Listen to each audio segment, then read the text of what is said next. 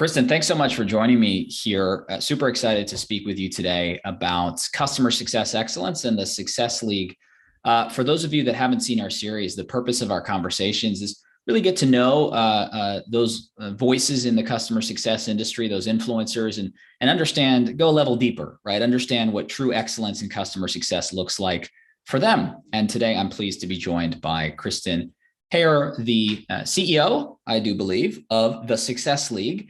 I'll let you introduce yourself in just a second, but just a quick overview of our series here.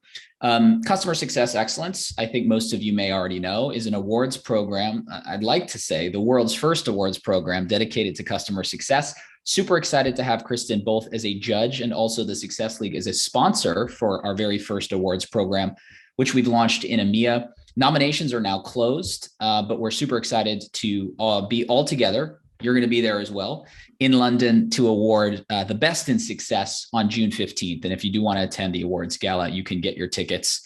Enough about that. Kristen, I'm going to start with a quick fire and then I'll let you properly introduce yourself. Sounds I'd like good. to ask all of my guests this question. If you could describe yourself in one hashtag, what would that hashtag be? And maybe also why? Well, I'm going to describe customer success. So my hashtag would be customer success drives revenue, but it's kind of long. That is a very long hashtag. Yes, I think. So I don't know if that works as a hashtag. That's, you know what, this is your session. You Okay. can do any hashtag that you want. I think That's my hashtag. I love it. The Super whole long tweet, hashtag. exactly. The whole tweet is already taken up by the hashtag, but I like Yep. it. And I completely agree. Let's back up a second. Why don't you introduce yourself? Who are you and what do you do? And then tell us a little bit about the Success League. Sounds good. Thanks so much, Alex, for having me be a part of this today. I am looking forward to these awards a lot. You remember our first conversation about this. I got really super excited about it because I am looking forward to seeing a merit-based award given in our field. We have a lot of really strong, talented people out there, and I want to see them acknowledged for the great work that they're doing. My name is Kristen Hare. I'm the founder and CEO of the Success League. We are a company that is a global customer success focused consulting and training company that helps CS leaders drive revenue and create really great experiences for their customers. So what do I do? Aside from that, I'm a mom and I am spending time on that right now. I have a senior in high school who's graduating this week. And then I like to cook and I like to travel a lot. So I'm really excited that travel is coming back online and I'm super excited to be headed to London for this event. We're super excited to have you there and really looking forward to the in-person nature of the awards gala. It's been far too long. And I think you haven't mentioned it, but I might mention it for you. You have an excellent podcast as well, which I think is some of the most, I think, in-depth and tactical in a good way, right? It's, we can sometimes talk in platitudes, but we get into the weeds also about how we actually did these things on your podcast. Tell us just a little bit about that. As a frequent listener, I think it's appropriate for us to share. You. I always wonder who listens to the podcast, but we have a podcast channel called Success League Radio. And Success League Radio has a couple of different shows on it. We feature Innovations in Leadership, which is in-depth interviews with customer success leaders about initiatives and projects and things that they're thinking about in our field. And then we have a show called Reading for Success, where we go through different books and articles that are relevant to customer success and customer success leadership. That's great. And for those of you that haven't listened, I highly recommend it. Whatever my recommendation is worth, you can take it. And I think it's a great segue into our topic here, because as you mentioned, the purpose of customer success excellence and really launching these awards is to find not just the loudest voices, but the best voices, or the ones who are not speaking at all, but rather just driving impact, turning hashtag customer success to a revenue center, right? And really recognize that new generation of folks that maybe haven't found their voice or are interested really in sharing their voice in the speaker circuit, podcasts, but are really doing things that we all deserve to know about, or at least should want to know about. So to that end, Kristen, I'd love to hear from you, in your view, what true excellence in CS looks like. What does that mean to you? That's a great question. I was thinking about this last night as I was prepping for this conversation today. I think customer success professionals who are excellent in their field keep customers in the forefront, one, and two, are always learning. I think it's so easy in our field to get in the bad habit of kind of thinking that fast service equals excellence. But that isn't necessarily true. Customer success isn't customer service. It's different. And sometimes the hard things, like taking the time to truly understand a customer's business model, or making sure that you've built a success plan with them, are the things that truly are most meaningful and impactful for a customer. So the professionals in our field who behave like consultants to their customers and who use the information that they gain from those great conversations and interactions to inform their entire organization about what customers really need are the leaders in our field. In addition, I think our field is rapidly changing and evolving. And so in order to continue to be a strong professional in our field, I think you always need to be learning, reading, engaging with all of the great content that's out in the field right now. And then also engaging with other professionals. That's how you're really going to learn. And so I think the people who are excellent in the field are the people who are really looking for new ideas, testing those new ideas, learning from their results, and really pushing our field forward. It's a great answer. And I think there's an element of, you think of customer success, there's the playbook, right? The customer success motion. You mentioned success plans, and sometimes we get a little bit too obsessed, I think, around, are we doing success plans perfectly? But I'd much rather have a well-executed joint success plan where the customer is driving more than the CSM. Right. That's of 50% of the depth or quality we'd expect than this perfect, beautiful slide that we just fill out for the customer that drives no impact.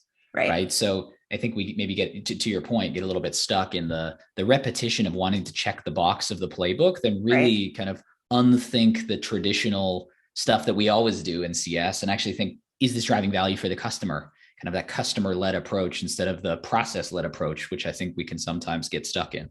It's easy to get stuck in that. It's, we're creatures of habit. So, you can get into a habit like that. And I think it's a sign of an excellent customer success professional when they catch themselves doing that and pop themselves out of that motion of just the process.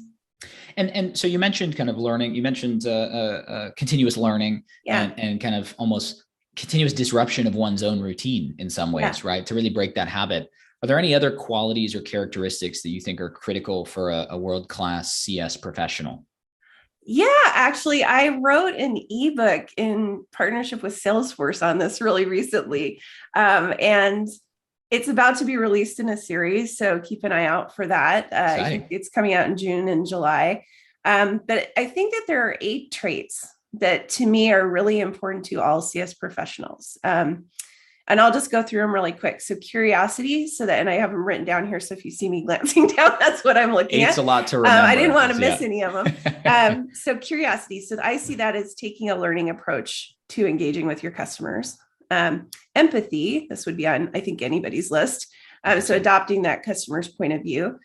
Advocacy, being able to be that customer's advocate inside of your organization. Strategy. So this is helping yourself understanding the customer's business model and then helping them understand how it fits with your business model. Persuasion, so helping a customer understand why they need to change. So sometimes we need our customers to change. It's hard to change. So being able to persuade them to do that is really important. Negotiation, so that's finding solutions that result in a win for your company and your customer.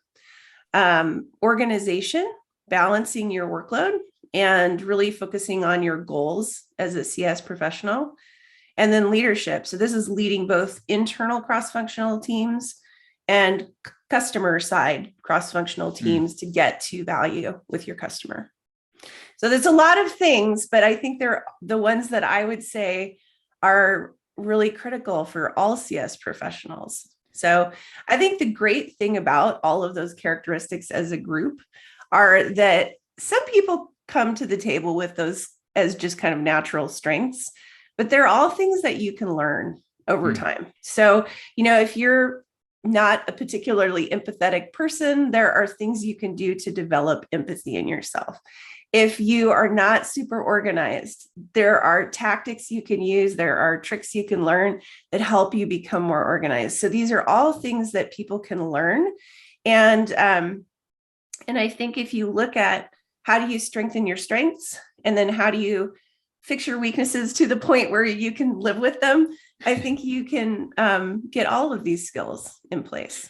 Yeah, and I really like that playbook. Well, I shouldn't call it a playbook, that list, because when you were mentioning it, trying to see if there was a catchy acronym that we could put together that I wish I had a catchy acronym. I'm really bad at catchy acronyms. That's so okay. if you have a good idea for me, there were a lot of consonants in there, so I think we're out of luck, to be fair. But yeah, we'll have to get the ebook and then we'll commit it to memory that way. Yes. But that breadth, customer success has so much breadth, right? We have to be speaking to an executive one day, dealing with a support escalation the next day, because, the customer wants to talk to us. And that breadth creates a lot of distraction and challenge, right? So making the time to really be the one that resonates for me is, organized and strategic around how we're devoting our time, and then also have the wherewithal to not just respond to every inbound request, right? But to kind of think a little bit more strategically about which fire we put out or which one we let smolder, because we only have a certain number of hours in the day. It's a lot. It's a lot for folks. And, it's so important that we have lists and things like that, because so many people are new to CS as well. Right. So it's an exciting time, but also I guess in some ways a challenging time. So that's super exciting to hear about. Yeah, it is. It is. And I think, again, I'll just go back to look, there's a list of skills. You don't have to have them all today. Yeah. There's skills you can learn. So you need that compass. That was the word I was looking for earlier, but that compass. Oh, I wish I could get all of these to spell compass, but I don't think that's going to work. Yeah, there was an O and a C in there. I don't know. Oh, I like that. Yeah, it's good. But the compass to help you navigate, right? And to strengthen your strengths and to address as much as you can, or at least balance out your development areas. I think that's spot on.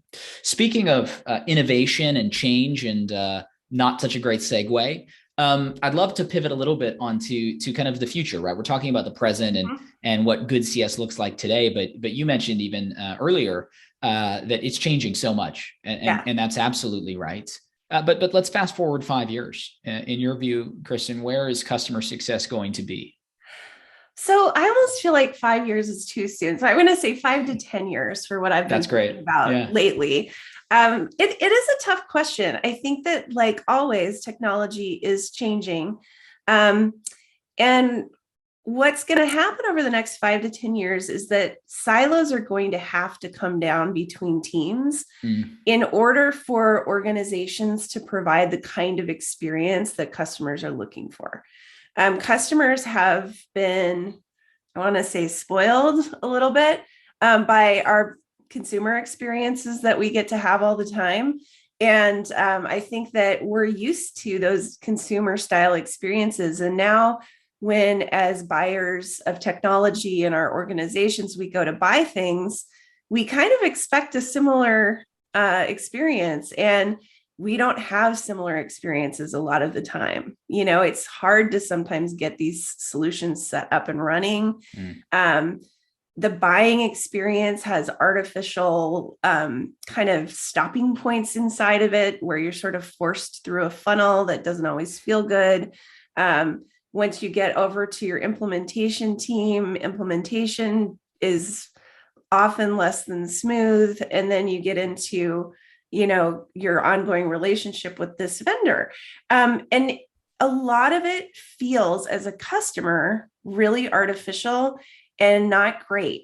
And yet then we go and we order our groceries on Amazon, and it's seamless. And so, I both buy technology for my business and stuff for myself, as we all do.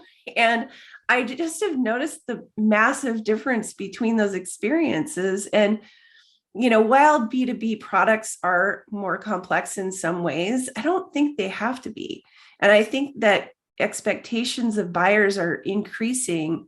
And in order for us as B2B customer success professionals to deliver on that bar that's being continuously raised, we are going to have to get creative. And I think you're going to start to see new functions like a marketing salesperson who, instead of selling to a customer, is attracting a customer into the organization on their own terms and in the way that they want to buy. And you might see success marketing, and we're already starting to see this in success emerge as a role where it's really more drawing the customers into engagement and adoption and advocacy on our behalf in ways that are a little smoother for the customers. So I think that unfortunately, we've been operating the way that we have in tech for a while. Silos are still pretty firmly in place, and there's some pretty big incentives around those silos sometimes that keep them in place. And so it's going to take a little time for us to get there. But I think it's going to become what we have to think about in the future. Yeah, and maybe more expected from the consumer, right? To your point, Yeah. I hope it doesn't take 10 years because some B2B experiences are terrible. So I really hope that we can do this in 5 years or something. But you're absolutely right. The way the org chart, it's almost just we throw our org chart at the customer, right? Yeah. And that doesn't make sense. Then it becomes all about us instead of about the customer. Yeah. Right. You need to speak to that person for this, or thanks for becoming a customer. Here's our 60-page Word document Word discovery document that I email you, right? With usually, by the way, like 4 generations of logo of rebrands out of date.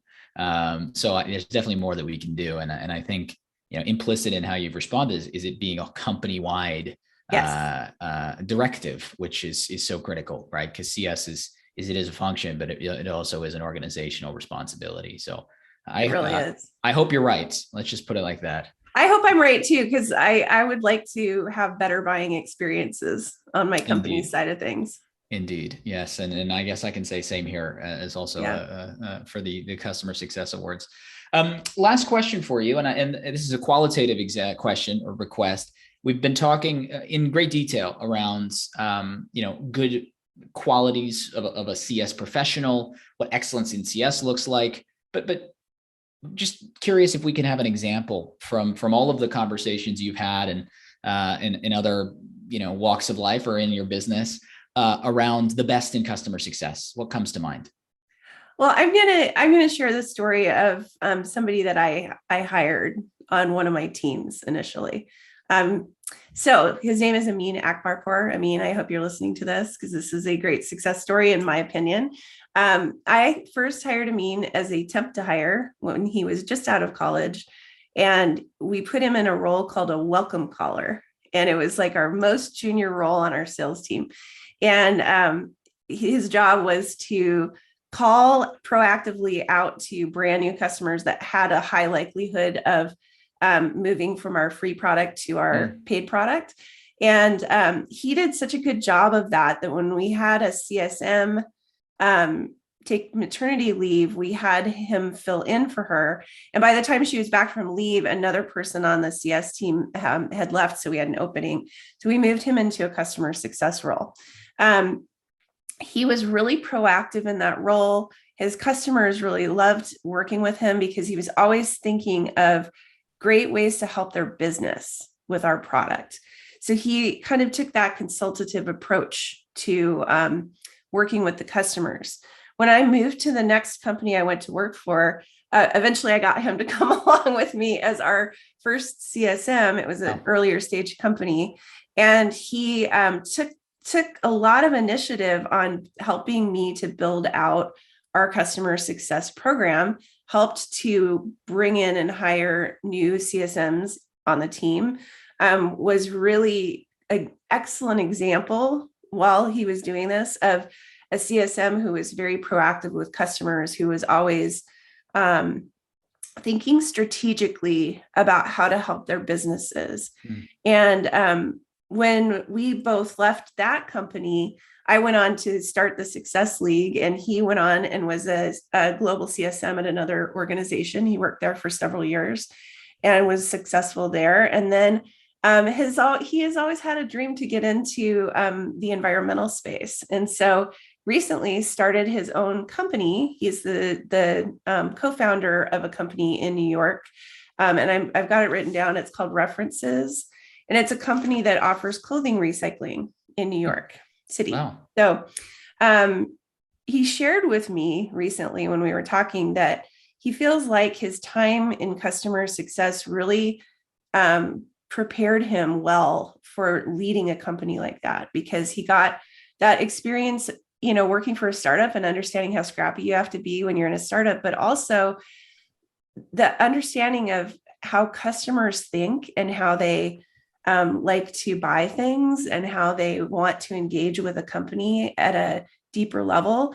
And that gave him a lot of what he needed to start his own company and be successful with that organization. So I think he's an example of excellence, because he took being a CSM, actually a very, very entry level CSM, to being the CEO of a startup company that is doing pretty well in New York within 10 years, I think now. That's exceptional. So it shows how the skills that you gain in customer success can translate into a lot of different things down the road. And so I hope it encourages people who might be listening to think very broadly about where they can take this career path. And that's such a great story. And I think, some people say CCO is the next path to CEO. And I think there's a lot of truth in that.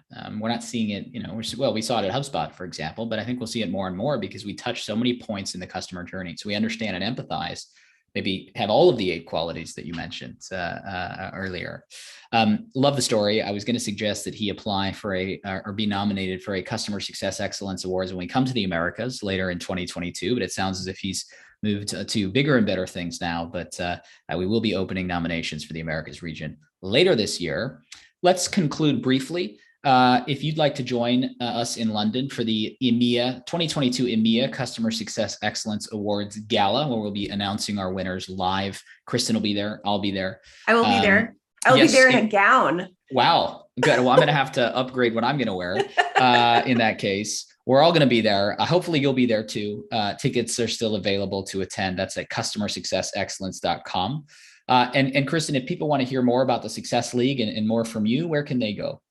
Yeah, so you can visit our website, thesuccessleague.io. If you want to learn more about our training offerings, you can go to learn.thesuccessleague.io. And then you can connect with us always on LinkedIn. We love new connections, and I love new connections too. So you can connect with me. Excellent. Well, Kristen, thank you for spending some time with us. Super excited to see you in about a month's time. Safe travels, and look forward to seeing you at the awards in short order, where we celebrate the best in success. Thanks again. Thank you.